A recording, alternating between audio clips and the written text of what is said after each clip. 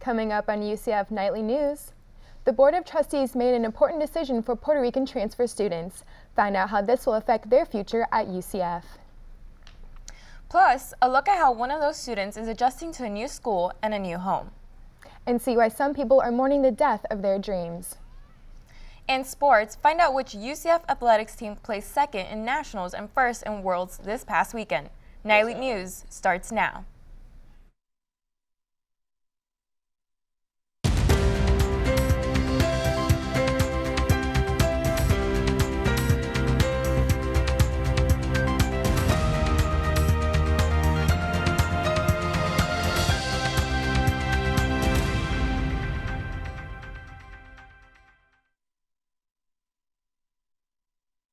First Nightly News show of the spring 2018 semester. I'm Natalia Hernandez. And I'm Amanda Shep. Today is Friday, January 19th, 2018. UCF transfer students displaced by Hurricane Maria can continue to pay for in-state tuition for another year.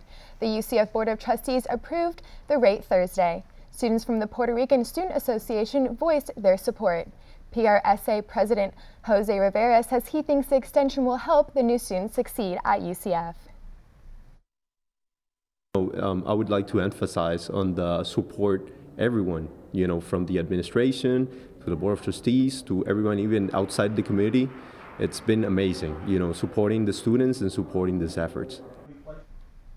UCF officials originally offered the transfer students in-state tuition for one semester, but SGA President Nick Larkins proposed a vote this week. The new tuition rate affects about 200 students. That number is expected to go up. It's a new semester and a new beginning for over 200 Puerto Rican students here at UCF. Nightly News joined one of those students around campus to see how he is adapting to the new changes. This is Gustavo Rivera's first semester at UCF. He's here because Hurricane Maria drove him from his home. It's been a tough 2 weeks getting to know the campus, but Rivera isn't complaining. You get up, you cook, you study, you go to class, you come back, you're responsible. It's a lot different from the lifestyle I had back home, but it's not necessarily bad. Along with allowing these students to pay in-state tuition, UCF also accommodated them a place to stay here on campus, but it wasn't easy. We're trying to do whatever we can so that their transition is a smooth one and they feel welcomed and like they belong and that we understand.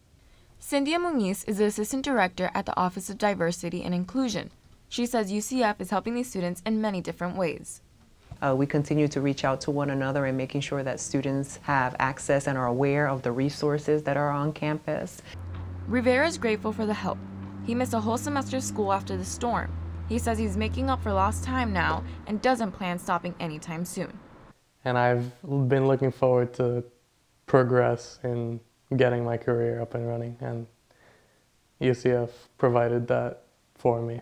Rivera hopes that by the time he graduates, Puerto Rico is back up on its feet, but as of now, he doesn't want to leave. In Orlando, Natalia Hernandez, Nightly News. Counseling and Psychological Services is hosting a series of workshops meant to guide and support the new Puerto Rican students. The workshops will begin February 7th. Today, Congress may vote on the new spending bill, but Democrats may block the vote because the proposed budget doesn't cover DACA. And one UCF student planned a rally downtown to get her message to politicians.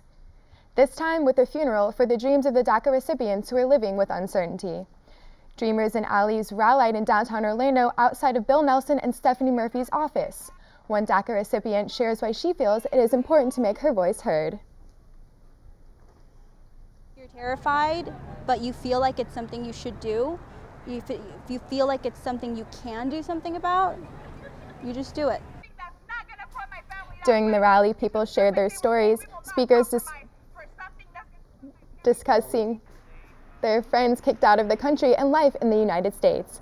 A representative from Stephanie Murphy's office came to show support. The deadline for a Clean Dream Act is March of this year. Organizations on UCF's campus are pushing for recreational marijuana, and time is running out. UCF Knightly News reporter Christina Diaz tells us about the last-minute push to get marijuana on the ballot. Over 766,000. That's how many signatures Florida will need for recreational marijuana to be voted on this year. I think it's kind of unfair to say, hey, I don't smoke and therefore nobody else should ever smoke ever. With enough signatures, voters will have the option to make this a constitutional amendment on November 6th. Once you get it in the state constitution, it's much, much more difficult to change. So it's more permanent if you can get it in the state constitution. But the permanence does have drawbacks. One of the positives of representative democracy, of just going through the regular legislative process, is you get lots of people's input. This petition is unlikely to get enough signatures before the February 1st deadline, but not due to lack of support. A 2017 Gallup poll says that a record 64% of Americans are in support of the legalization of recreational marijuana. And right here on UCF's campus, students are collecting these signed petitions. In the fall, members of the National Organization for the Reform of Marijuana Laws at UCF submitted more than 1,000 signed petitions. We're hoping to do the exact same thing this semester in a push for the general election in 2020. Stevenson says he knows the bill is unlikely to pass this year, but is still raising awareness. I don't think that anything is going to happen in the near future unless we make it happen. And he hopes his involvement leads to change. Reporting in Orlando, Christina Diaz, UCF Nightly News. Normal at UCF hopes to continue getting petitions signed. They anticipate passing the Constitution Amendment during the 2020 election. For more information or to download the petition, visit regulateflorida.com.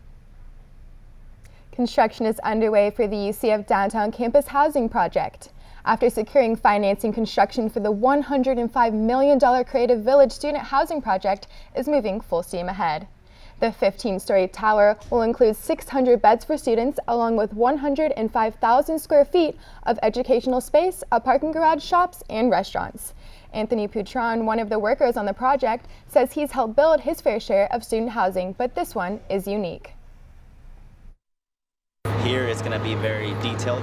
The architect who worked on this building is trying to make it look different, trying to make it stand out, and I can see that from the drawing. It's going to be really pretty.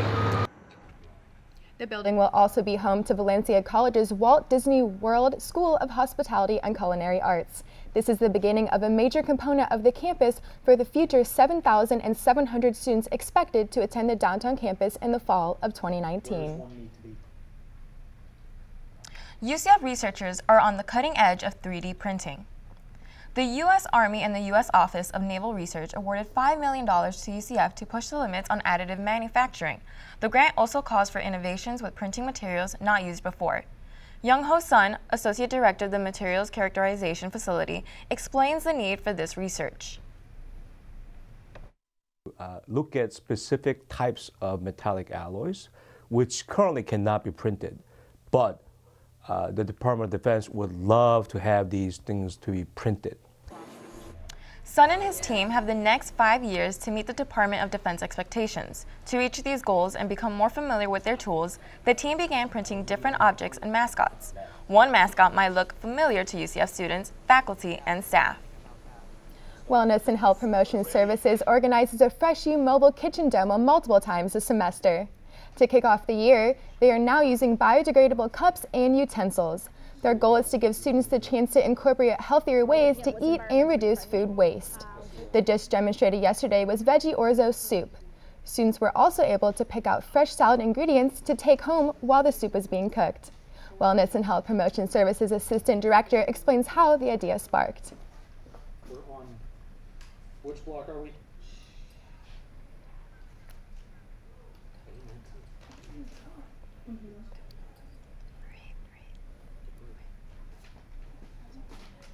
We're looking at what's environmentally friendly. So we realize that yes, we're doing a lot with food waste and looking at that environment, but what are we doing with our serving utensils and serving cups? Tasted the dish using the biodegradable cups and utensils. The mobile cooking demos feature new recipes every time. Fresh U will be outside of the Student Union for another demo on January 29th.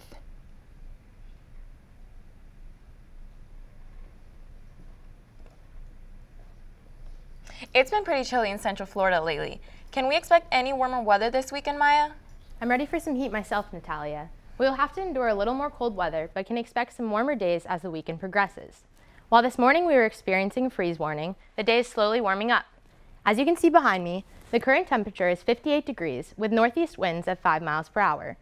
Humidity is currently at 51% and we have a 0% chance of rain for today. Keep your comfy jackets on for now, but I have more information about this week's weather for you later. Back to you at the desk. Coming up after the break, we'll show you how UCF is bringing awareness to the global refugee crisis. We will also tell you how one group of students is preparing for a very special march.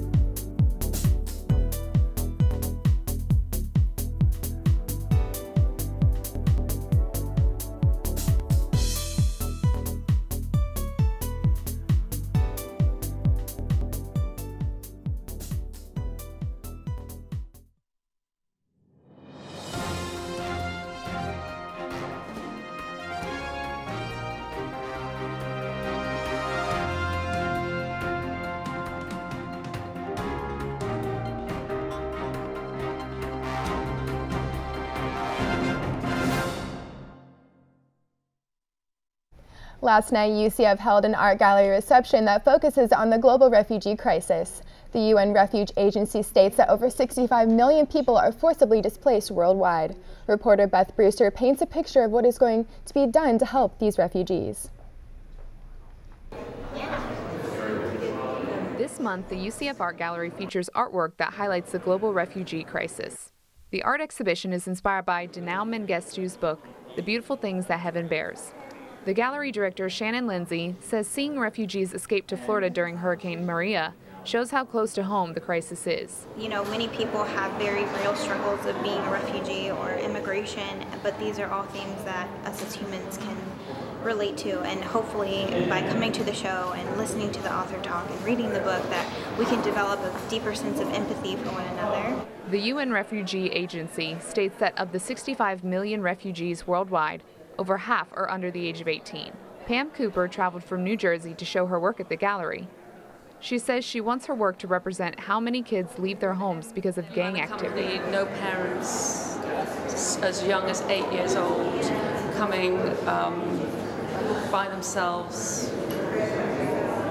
Have they made that journey? I do not know. Lindsay says she encourages people to educate themselves on refugees and to treat others the way they would want to be treated. Reporting from the main campus, Beth Brewster, UCF Nightly News.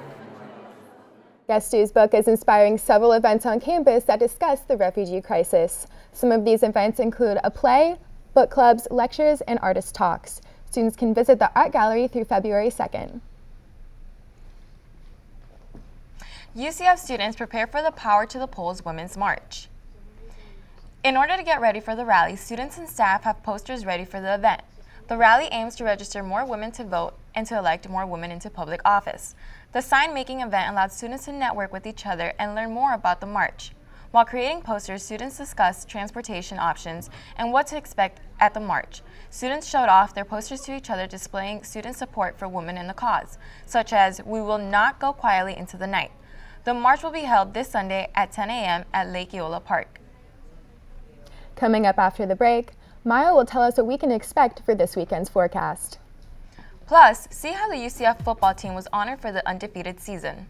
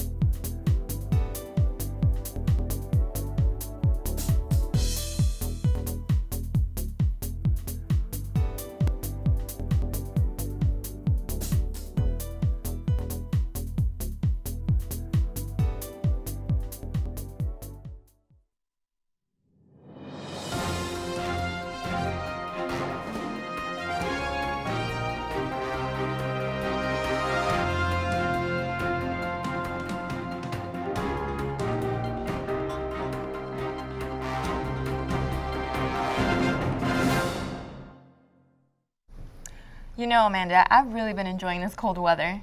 I think it's been freezing. Maya, can you tell us if this upcoming week is going to be any warmer? Fortunately for you, Amanda, we will be experiencing an increase in temperatures as the week progresses. Let's take a look at the weather across the state. As you can see to my left, for our highs, we have 57 degrees in Tallahassee and Jacksonville, 62 degrees in Tampa, 68 degrees in Miami, and a crisp 63 degrees here in Orlando. And now for our lows. As you can see, we have a low of 33 degrees in Tallahassee, 37 degrees in Jacksonville, 46 degrees in Tampa, 61 degrees in Miami, and 45 degrees in Orlando. Now let's take a look at our 5-day forecast. For Saturday, we have a high of 69 degrees, a low of 54 degrees, and 0% chance of rain. For Sunday, we have a high of 71 degrees, a low of 57 degrees, and a 0% chance of rain. Monday, we have a high of 78 degrees, a low of 61, and a 0% chance of rain. Tuesday and Wednesday will be experiencing 20% chances of rain, with a high on Tuesday of 75 degrees, a low of 54 degrees, and on Wednesday, a high of 70 and a low of 55 degrees.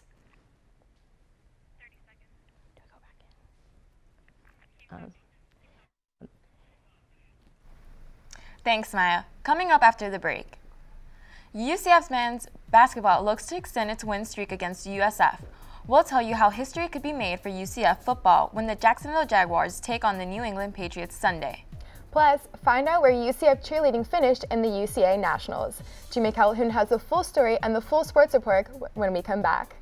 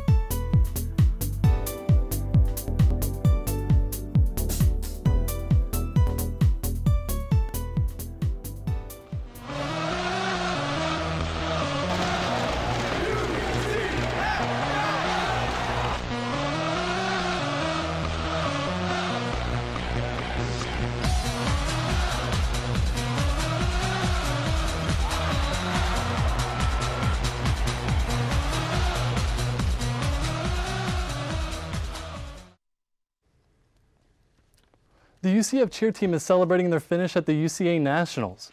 The team is placed in the top 10 of the college cheerleading national championships 23 times in the last 25 years. I went to speak with the head coach and cheerleaders to see how they sustain their success.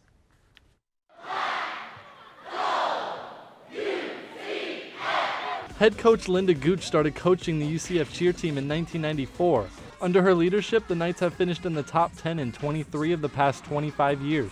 All of that really is accredited to our coaches because, as you know, Coach Linda has been here for a very long time and she's established a brand for herself. UCF has finished as the runner-up in 4 of the last 5 years. Gooch says what makes their program different is its values and the cheerleaders' hard work. I think that our program also is built on a really firm foundation of self-discipline and being unselfish. The cheerleaders got 2 minutes and 30 seconds on the stage to show their routines. UCF cheerleader Madison Burt says it feels amazing to represent the university that has continued success. It means so much to be able to sustain that and to be able to bring that to the school and to everybody else, and really to make our coaches proud, to make our school proud, and to keep that tradition going.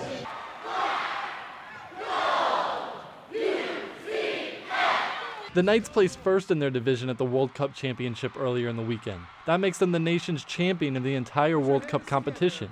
Reporting in Orlando, Jimmy Calhoun, UCF Knightly News. ESPN is set to air a tape-delayed broadcast of the UCA Nationals on February 26 at 11 a.m. on ESPN2. The UCF women's basketball team will face SMU on Saturday at the CFE Arena. The Knights are 4-2 in conference play and 3-0 at home. Team is averaging over 12 assists per game in against AAC teams. They are also averaging over 57 points per game and shooting over 40% from the field.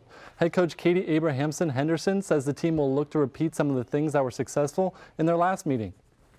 We're going to have to box out. We're going to have to get extra possessions offensively. We're going to press again, and we just got to really key on holding their go-to players down. The defense has stepped up at home during conference play. They're holding their opponents to under 30% shooting from the three-point line. Their opponents are also averaging over 17 turnovers per game. Tip-off is set for 2 p.m. UCF men's basketball will take on USF in Tampa on Saturday. The Knights swept the season series last season. UCF won 59-56, which was their last game of the year. With that win, the Knights capped their first 20-win season since 2012-2013. Head coach Johnny Dawkins says the team will prepare for some of the things they saw last season. It's always going to be tough. We already know it's going to be a hard-fought game.